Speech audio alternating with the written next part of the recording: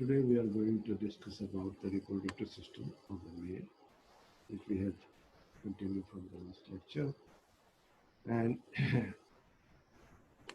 covering the glands in an uncircumcised penis is a loosely fitted pre-post or foreskin.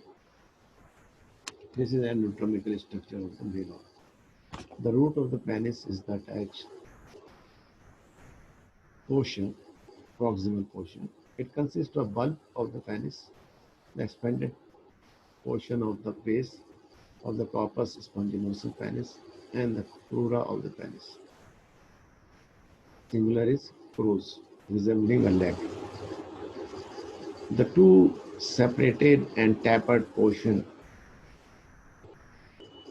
of the corona cavernosa penis.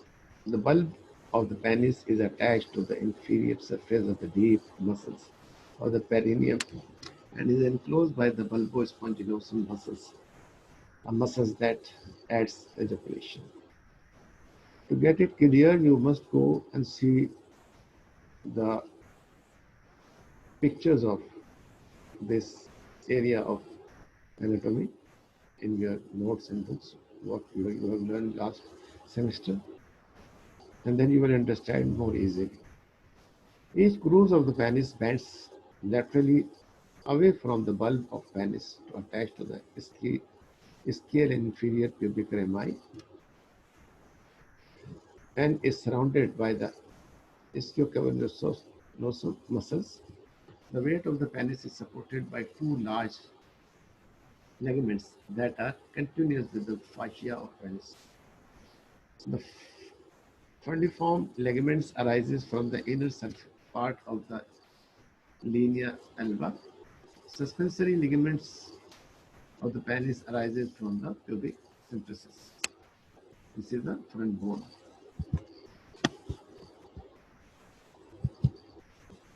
So you have listened that how this organ is attached with different ligaments and muscles and bones and supported by them. Upon sexual stimulation, when there is a sexual stimulation, we call it visual or by touch, tactile, or if you listen something sex related, auditory, and if you smell something which stimulates your sexual desire, or imagine in your mind, you think about something. So sexual stimulation depends on your four perceptions. Five means olfactory or imagination. Olfactory is smell because olfactory lobe is there above your nose at the caribriform plate. And when you smell something, it attached to the olfactory node, which is the cranial second nerve, first nerve, sorry, and it will give you a sense of smell. So, especially in animals, you have observed that they smell the females. Parasympathetic fibers from the sacral portion of spinal cord. From the spinal cord, some nerve fibers comes out, initiate and maintain an erectile. It will give a stimulation to the muscles for the mechanical function to give erection, enlargement and stiffening of the penis. And this happens with the parasympathetic system, which is the autonomic nervous system. The parasympathetic system fibers release and cause local production of the nitrous oxide.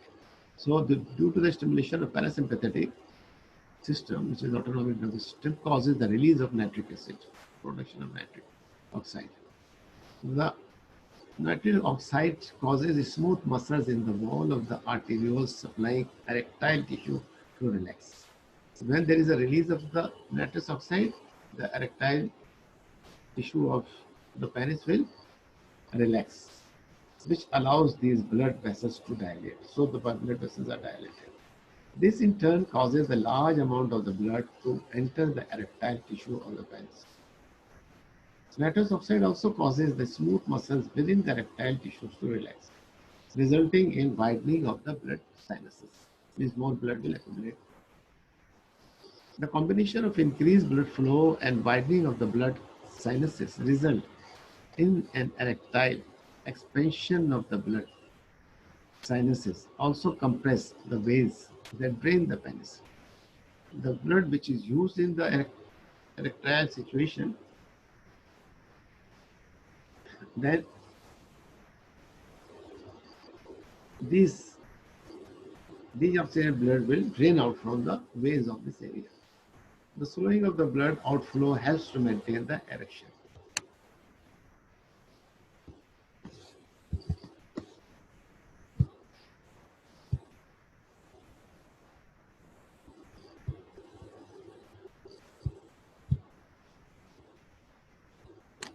The term priapism refers to a persistent and usually painful erection of penis that does not involve sexual desire or excitation.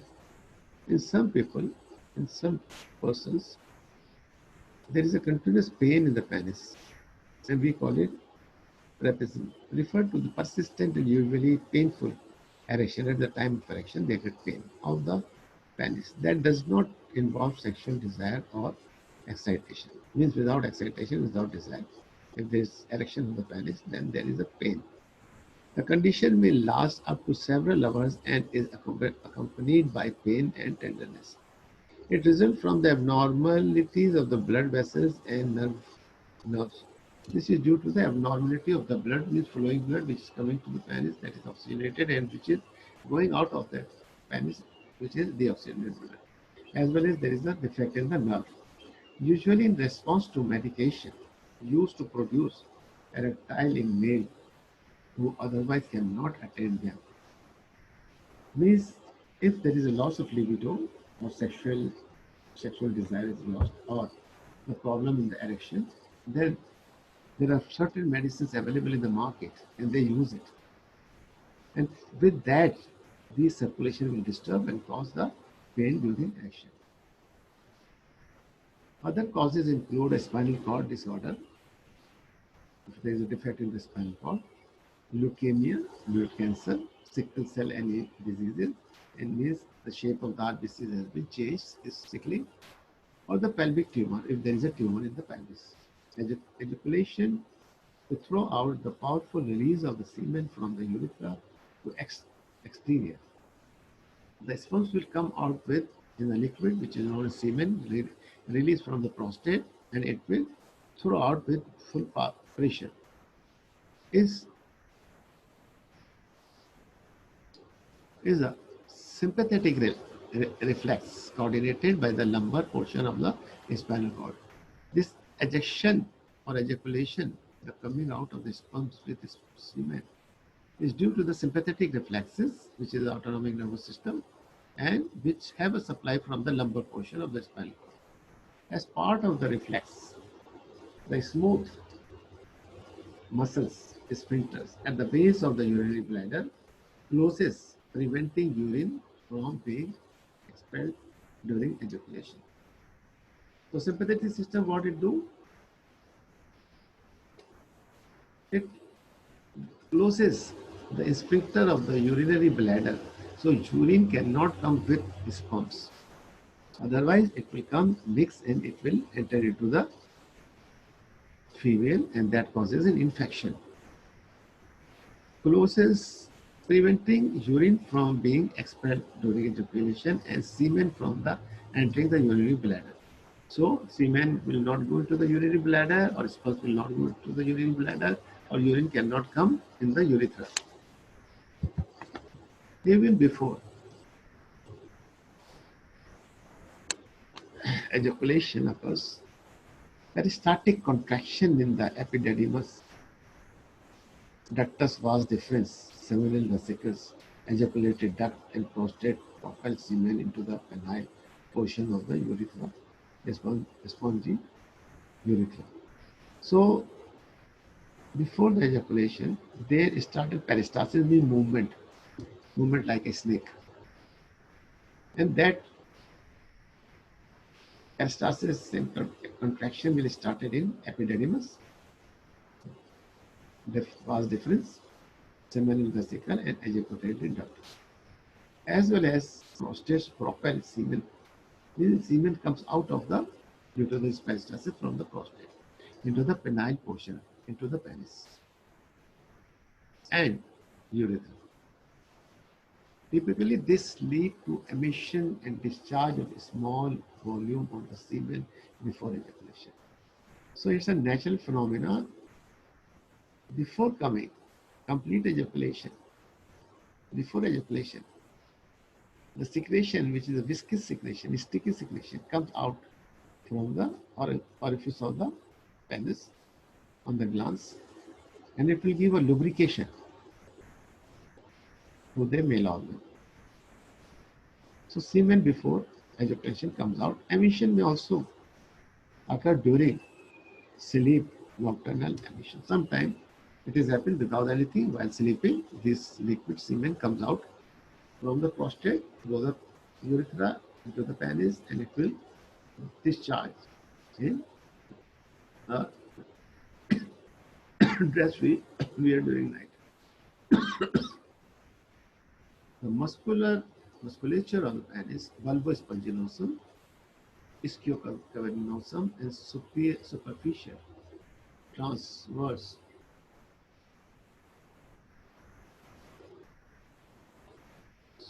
superiorus muscles,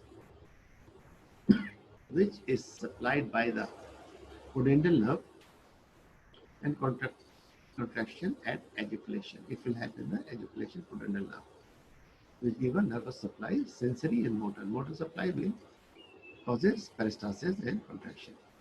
Once sexual stimulation of the penis has ended, the anterior supply, the erectile tissue of the penis, contract and the muscles within erectile tissues contract, making blood sinuses smaller.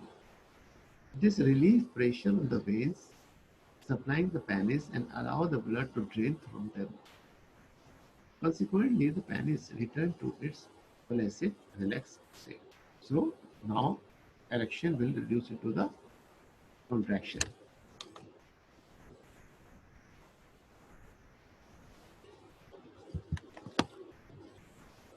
Now we discuss about the female reproductive system. The organ of the female reproductive system, figure is given in your book, include the ovaries. The female gonads, we call it. There are two ovaries, one on the left and one on the right. Fallopian tubes are there, which is a part of the uterus, right and left. Or oviduct from the ovum comes out from the ovary into the fallopian tube. The uterus, it's a pouch bag-like thing, which help for the offspring to convert into embryo and fetus. Then outer opening of the female is vagina. External organs, which are collectively called the vulva or pudendum. The mammal glands are considered part of the integumentary system, Indian skin system, and the female reproductive system. There is a gland which is known as mammal gland. Ovaries. The ovaries egg receptors, it will receive the eggs, which are the female gonads, are paired glands, one left and one right, that resembles unshelled almond in size and shape. They are homologous to testes. They are resembled with the testes.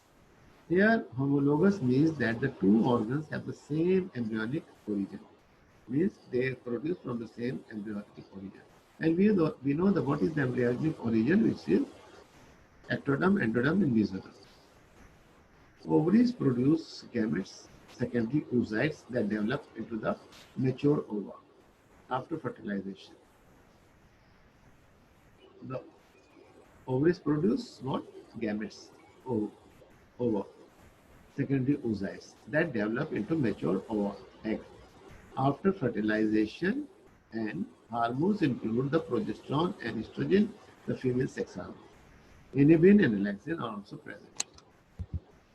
The ovaries, one on either side of the uterus, descend to the brim of the superior portion of the pelvis cavity during the third month of the development. Means this ovaries are developed at the age of 3 months of a baby. When it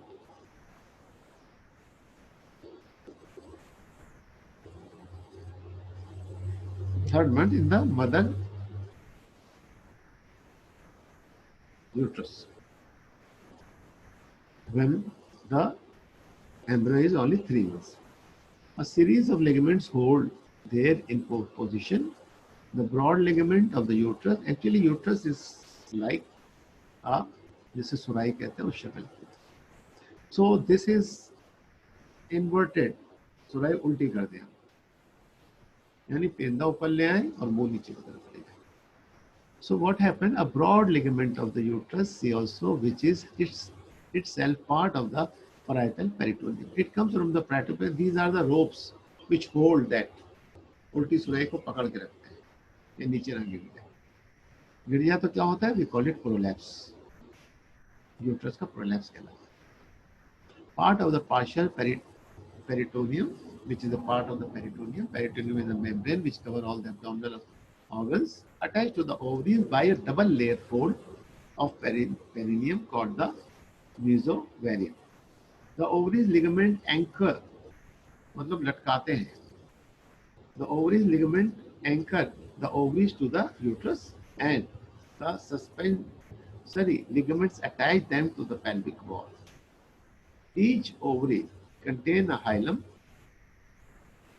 the point of entrance and exit for blood vessels and nerves, along which the mesovarium is attached.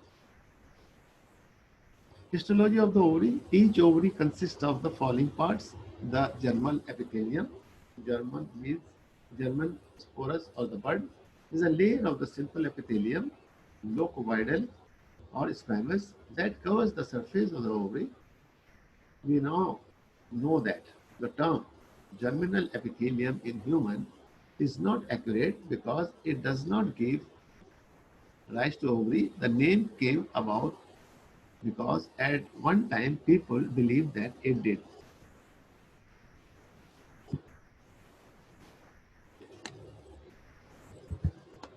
We have since learned that cells that produce ovum arise from the yolk cells and migrate to the ovaries during embryonic development. The tunica albuginea is a whitish capsule of the dense, irregular connective tissue located immediately deep to the germs and epithelium. The ovarian cortex, this upper part, is a region just deep to the tunica albuginea. It consists of the ovarian follicle, described shortly, surrounded by the dense, irregular connective tissues that contain collagens, fiber, and fibroblast-like cells called the stromal cells. The ovarian medulla is deep to the ovarian cortex. The border between the cortex and the medulla is indistinct, but the medulla consists of more loosely arranged connective tissue and contains blood vessels, lymphatic vessels, and nerves. So today, whatever we have discussed, you should go through this. You must have a physiology book and anatomy book in your home. And when you keep the figure in front of you, you will find more information,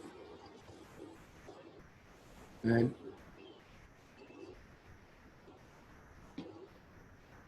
you will learn more better because theory is there.